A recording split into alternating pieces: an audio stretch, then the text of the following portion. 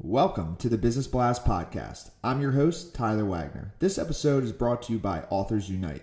Authors Unite provides you with the support you need to finish your book.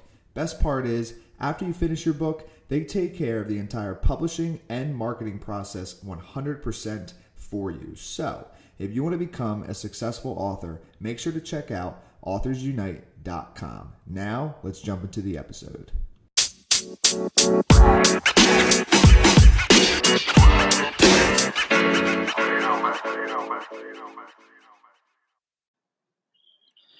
All right, everyone. Welcome back to another episode of the Business Blast Podcast. I'm your host, Tyler Wagner. Today, I have Paul Kostial with us. He's the founder of Audience Innovation. So welcome to the show, man.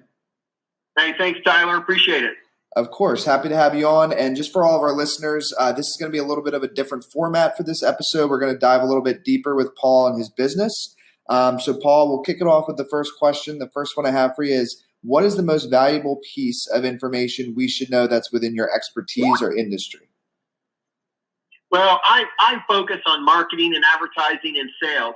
So my particular company kind of bridges the gap between all three.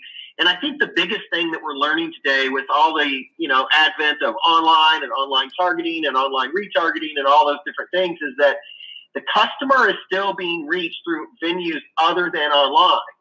So what our clients have found and what we've really learned, especially the last 6 months, is the combination of multimedia channels, online and offline, is what's producing the best result. And this crosses any type of target. It doesn't matter which kind.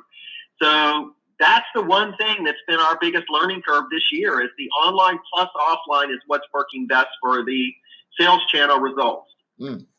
And how long have you been in business, and why now are your platforms so popular? Well, Audience Innovation's been in business 12 years. Prior to that, I was at Time Incorporated, the big magazine company, for 17 years, essentially doing the same thing that I do independently with Audience Innovation now. These programs that we do are tangible touch points, so they're the offline component of a client's online strategy. And, a few years back, we didn't have an online strategy. So it's kind of odd that a lot of marketing is circling back to offline to augment the online, kind of what I was saying in the first section we talked about. And, really building the tangible touch point, meaning direct mail devices that are actually causing a visceral reaction over there with the customer. It's why they're so popular now is because online is overwhelming. You can't necessarily reach your entire target. There's a lot of advantages to online, but some of the disadvantages are exactly rectified by adding an offline component. So that's why we've been so successful this year in terms of our growth. Yeah, I think that's like a really good point there, man, because I think, with the whole online explosion, like everybody moved online. And I think a lot of people are forgetting about just like a normal networking event in person, and they're so focused online. So I think definitely a combination of both is the ultimate. So I think it's a good point. Just one more thing to add to that is, we have clients who actually use our programs because it cuts through the clutter over there, and they don't have enough money to actually do their online channel the way it needs to be done in order to cut through the clutter. So they'll use our program, which is what you said. It's like shaking hands in person. It really makes a difference. So I'm excited for your answer on this next one. What's working for your marketing clients to drive higher customer engagement? Well, we just talked about it. It's adding the offline or what we call tangible touch points, which is essentially direct mail to their online channel. So let's say a B2B client has, a high-end CFO target. We're going to take some percentage of those CFOs and also target them with an offline strategy. Not all of them. They're going to try to reach the broader masses online. But with the top 10% or the ones that are most critical, we're going to add this offline component so they get both of those online and offline in combination. So that's very typical of what we're doing today. So then why is the tangible overlay causing bigger online marketing and sales results as well? I think it's the psychology of humans. Humans are not only digital people. In fact, digital is kind of new to all of us. So it's the visceral response. It's an emotional response. With our programs, we're actually sending them kind of a gesture of goodwill. Please enjoy receiving XYZ. And then there's an appreciation for having received something rather than feeling stalked. So they actually have a whole different emotional response to it. And therefore, they even send thank you notes back to our clients saying, oh my gosh, thank you so much for, sending me this thing.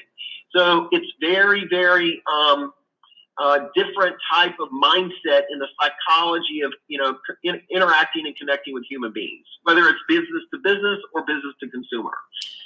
Does that make sense? Yeah, no, definitely. And I think it's a very different approach than most. So, you have multiple customer targeting platforms, but can you explain them briefly? Yeah, our 4 key segments are B2B. So any B2B target, whether it's a C-suite, a trade target, we do all kinds of B2B. The second target, well, let me say on B2B, we're always targeting in their offices. So the similar platform to that, but for affluent consumers, is we're targeting affluent households in their home.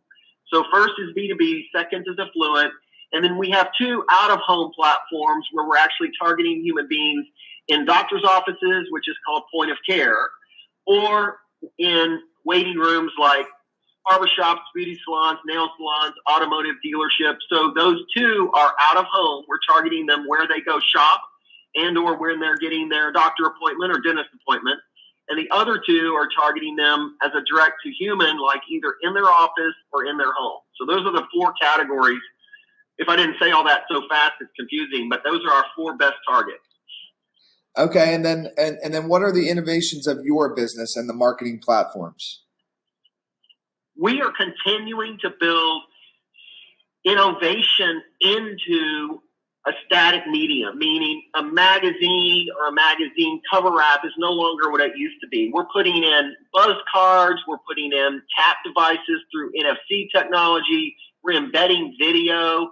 So we're actually enhancing the innovation of the touch point itself. So the touch point is still received tangibly via direct mail, but it's got call to action inside of it or video embedded directly in it where it immediately would take that user to the online experience that company is offering, like tap here through an NFC device to come visit our website or see a CEO video.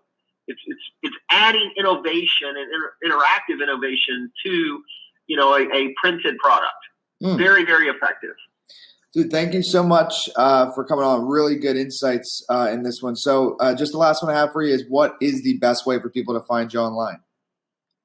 Yeah, on our website is audienceinnovation.com. There's a contact us button, or my email is paul.kostial@audienceinnovation.com. I'd be happy to answer questions or chat with anybody anytime. Awesome, man. Thanks again for coming on. Yes, sir. Thank you. The podcast you just heard was published with Anchor. Got something you want to say to the creator of this show? Send them a voice message using the Anchor app, free for iOS and Android.